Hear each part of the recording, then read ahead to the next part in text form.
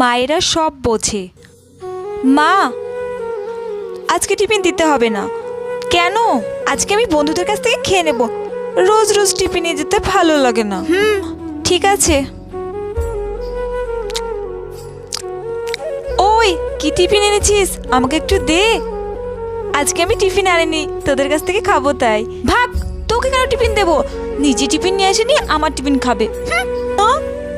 মা টিফিনটা দিচ্ছিল, বেকারি মাকে বারণ করলাম। এখন খিদেও পেয়েছে, কি করব? স্যারকে বলে বাড়ি চলে যাব, ভালো লাগে না। কি করব? কি ব্যাপার, ব্যাগটা তো শক্ত শক্ত লাগছে কেন? ব্যাগের মধ্যে কি? মা আমাকে টিফিন দিয়েছে।